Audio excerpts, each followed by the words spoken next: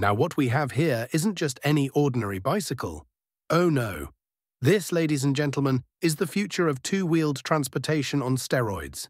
It's an e-bike that makes Lance Armstrong look like he's riding a penny farthing. At its heart lies a Shimano EP6 motor, 85 Newton-meters of torque.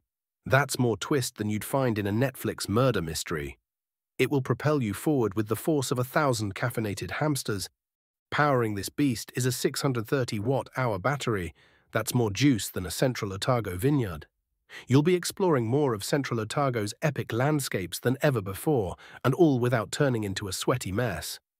But here's where it gets really clever. Shimano DA2 auto gear shifting. You don't even have to think about changing gears.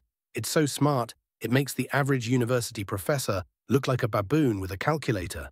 And for those of you who like your bottom as pampered as a Buckingham Palace corgi, feast your eyes on this.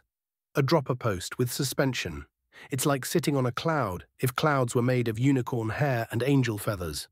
Your buttocks will thank you, your lower back will write you a love letter, and your nether regions will sing songs of praise.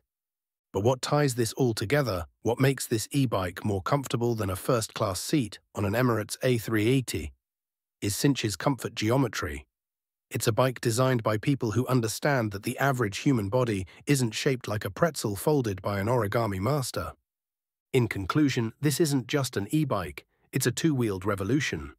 It's like having the best bits of a car and a bicycle rolled into one without the parking hassles and ready to take you on an epic journey across Central Otago's cycling trails. Now that's what we call progress.